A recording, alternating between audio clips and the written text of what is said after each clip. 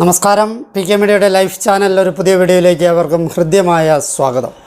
Peanut butter tree അല്ലെങ്കിൽ peanut butter fruit എന്നൊക്കെ വിശേഷിപ്പിക്കുന്ന സസ്യത്തെയാണ് ഈ വീഡിയോയിലൂടെ പരിചയപ്പെടുത്തുന്നത്. മൽപിഗേയസി കുടുംബത്തിൽപ്പെട്ട ബൺഗോഷ്യ ജനുസിൽപ്പെട്ട ഒരു സസ്യമാണ് പീനട്ട് ബട്ടർ ഫ്രൂട്ട്. കേരളത്തിലെ ഉഷ്ണമേഖലാ കാലാവസ്ഥയിലും വളർന്ന് ഫലം തരുന്ന പീനട്ട് ബട്ടർ ഫ്രൂട്ട് ചെടിയെ വിദേശ മലയാളികളാണ് നാട്ടിലെത്തിച്ചത്. വിദേശ പഴങ്ങൾ താരങ്ങളാകുന്ന ഈ കാലത്ത് പീനട്ട് ബട്ടർ ഫ്രൂട്ടും നഴ്സറികളിൽ വിൽപ്പനയ്ക്കുണ്ട്. മണ്ണിന് മുകളിൽ പഴമായി ഉണ്ടാകുന്ന കപ്പലണ്ടി എന്ന് വേണമെങ്കിൽ ഇതിനെ വിശേഷിപ്പിക്കാവുന്നതാണ്. ഇതിൻ്റെ പേരിന് പിന്നിലുള്ള കാര്യങ്ങളെ നോക്കാം. പീനട്ട് എന്നാൽ നിലക്കടല അഥവാ കപ്പലണ്ടി എന്നാണ് അർത്ഥം. നിലക്കടലയുടെ രുചിയോട് സാമ്യമുണ്ട് ഈ പഴത്തിൻ്റെ രുചിക്ക്. കൃത്യമായി പറഞ്ഞാൽ പീനട്ട് ബട്ടറിൻ്റെ രുചിയാണ് ഈ പഴത്തിനുള്ളത്. അതുകൊണ്ടാണ് ഇതിനെ പീനട്ട് ബട്ടർ ഫ്രൂട്ട് എന്ന് വിളിക്കുന്നത്. ഇതിൻ്റെ ശാസ്ത്രീയ നാമം ബൺഗോഷ്യ ഗ്ലാൻഡുലിഫറ എന്നുള്ളതാണ്. ഇംഗ്ലീഷിൽ ഇതിനെ പീനട്ട് ബട്ടർ ഫ്രൂട്ട് എന്നാണ് വിളിക്കുന്നത്. കാണപ്പെടുന്ന സ്ഥലങ്ങളെ നോക്കാം. തെക്കേ അമേരിക്കയാണ് പീനട്ട് ബട്ടർ ഫ്രൂട്ടിൻ്റെ ജന്മനാടായി കണക്കാക്കപ്പെടുന്നത്. മധ്യ അമേരിക്ക, കൊളംബിയ, ബ്രസീൽ, വെനിസുല തുടങ്ങിയ രാജ്യങ്ങളിൽ പീനട്ട് ബട്ടർ ഫ്രൂട്ട് വ്യാപകമായി കണ്ടുവരുന്നുണ്ട്. കേരളത്തിലെ ഉഷ്ണമേഖലാ കാലാവസ്ഥയ്ക്കും ഇത് അനുയോജ്യമാണ്. രൂപവരണം നോക്കാം. പീനട്ട് ബട്ടർ ഫ്രൂട്ട് എന്ന സസ്യം ഒരു നിത്യഹരിത കുറ്റിച്ചെടിയാണ്. 7-8 മീറ്റർ ഉയരത്തിൽ പരമാവധി വളരുന്ന സസ്യമാണിത്. ഇലകൾ താരതമ്യേന അല്പം വലിപ്പം കൂടിയതാണ്. ഒറ്റയ്ക്കാണ് ഇലകൾ ഉണ്ടാകുക. പൂക്കൾ കൊലകളായിട്ടുണ്ടാകും.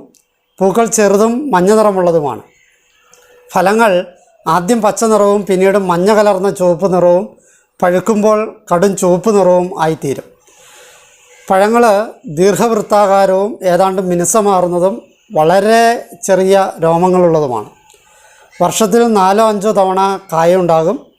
കടലയുടെ രുചി തന്നെയാണ്, നിലക്കടലയുടെ രുചി തന്നെയാണ് ഈ ചെടിയുടെ പഴത്തിന്.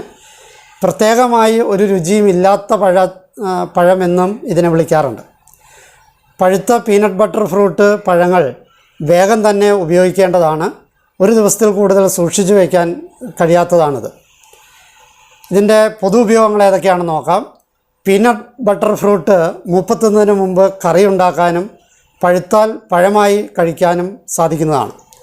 ഇതിൻ്റെ പുറന്തോട് ആണ് ഭക്ഷിക്കുന്നത്. കൂടാതെ ഇതിൻ്റെ ഉള്ളിലെ കായ അല്ലെങ്കിൽ പരിപ്പ് വറുത്തോ പച്ചയ്ക്കോ കഴിക്കാവുന്നതാണ്. ഫലത്തിൻ്റെ പുറന്തോട് ജാമുണ്ടാക്കാനും ജെല്ലി ഉണ്ടാക്കാനും ഒക്കെ ഉപയോഗിക്കാറുണ്ട്. കിളികൾക്ക് വളരെ പ്രിയപ്പെട്ട പഴമാണിത്. പ്രത്യേകിച്ച് പുള്ളിക്കുയിൽ ആ പരിസരത്തുണ്ടെങ്കിൽ തീർച്ചയായിട്ടും ഇതിൻ്റെ പഴങ്ങൾ തിന്നാനായിട്ട് വരും. രാസഘടകങ്ങളെ നോക്കാം. വളരെ ഗണ്യമായ അളവിൽ കാർബോഹൈഡ്രേറ്റുകളും നാരുകളും ഇതിൻ്റെ അകത്ത് അടങ്ങിയിട്ടുണ്ട്.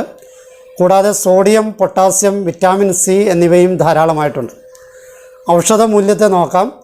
പീനട്ട് ബട്ടർ ഫ്രൂട്ട് കഴിക്കുന്നത് ഹൃദയ സംബന്ധമായ പ്രശ്നങ്ങൾ കുറയ്ക്കാനായിട്ട് സഹായിക്കുന്നതാണ്. കാരണം ഇത് കൊളസ്ട്രോളിൻ്റെ അളവ് ഗണ്യമായിട്ട് കുറയ്ക്കും. അപ്പോൾ കൊളസ്ട്രോൾ കൂടുതലുള്ളവർക്കും ഇത് നല്ലതാണ്.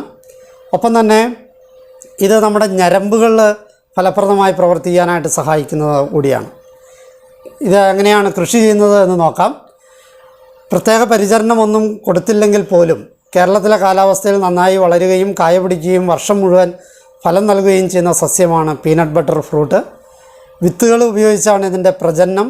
പഴുത്ത കായ്കളിൽ നിന്ന് ശേഖരിക്കുന്ന വിത്തുകൾ പാകി തൈകൾ ഉണ്ടാക്കാൻ പറ്റും. ജൈവവളം, ചാണകം, കമ്പോസ്റ്റ് എന്നിവയൊക്കെ ഇട്ട് പരുവപ്പെടുത്തിയ മണ്ണിൽ 2 അടി ആഴത്തിൽ ചതുരത്തിൽ എടുത്ത കുഴിയിൽ തൈ നട്ടുകൊടുക്കാവുന്നതാണ്.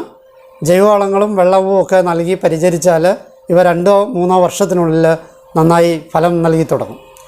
ഈ അറിവുകൾ പ്രയോജനപ്പെട്ടെ എന്ന് ആശംസിക്കുന്നു. എന്നെ ശ്രവിച്ച നിങ്ങൾക്ക് നന്ദി. നല്ല നമസ്കാരം.